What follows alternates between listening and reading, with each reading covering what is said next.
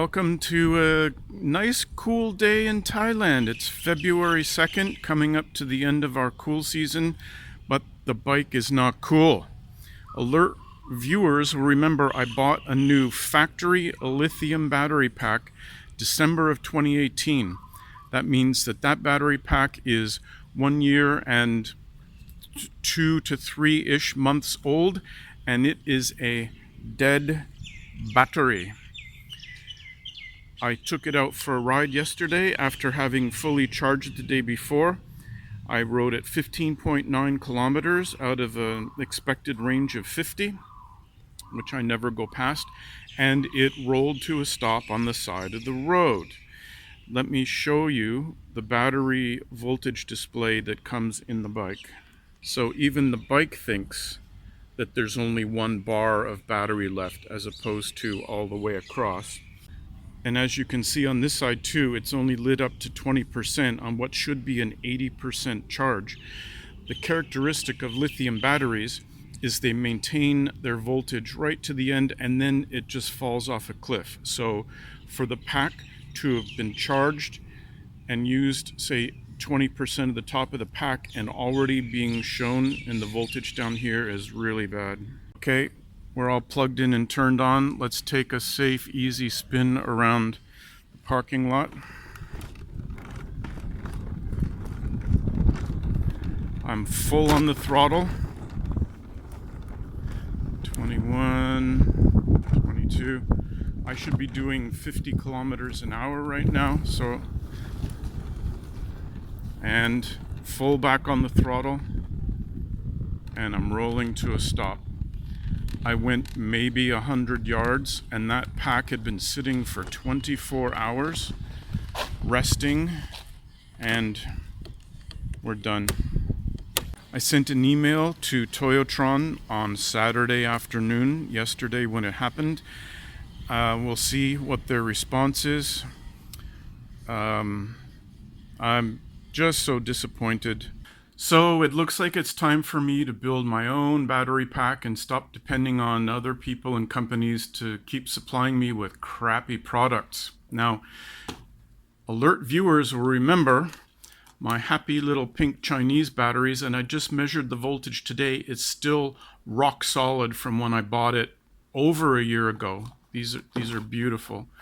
I had joined an open source BMS project, which was kicked off by Eva Hawkinson to be used in her land speed record electric motorcycle. And there was a lot of initial flurry on the project management webpage, and then it went dead silent. So when this all went down yesterday, I contacted Eva, and she said development still continued, but just not on that website.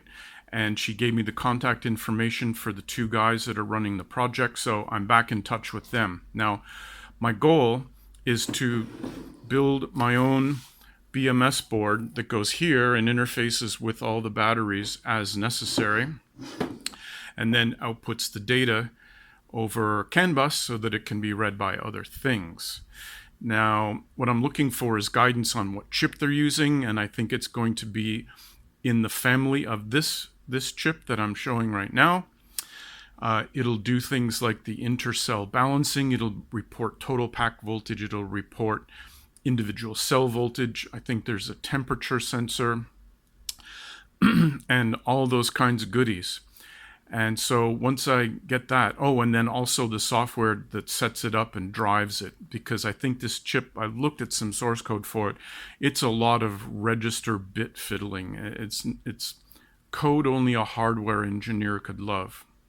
So that will probably be my next big project. I've got a few projects that are kind of at the halfway almost working stage, and I hate to kick off another one, but I just can't not get around without the bike. And if I can build up my own pack after hopefully the new one comes in under warranty, I'll be building my own pack, and then I can depend on that. So cross your fingers that I don't get any pushback from Toyotron on the warranty return. 13-month failure within a 24-month warranty period should be pretty obvious. And meanwhile, I'm gonna start cracking on this thing. Wish me luck.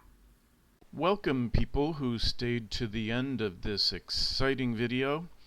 I just want to let you know I've had a bit of an epiphany about YouTube, and it makes me sad. I've been asking people to subscribe to my channel and click the like button in the hopes that YouTube would recognize my channel and kick in a little ad revenue for all these goodies that I'm buying to help me with my little projects. And I realize it's all in vain. YouTube is caring less and less about the people who use its channel.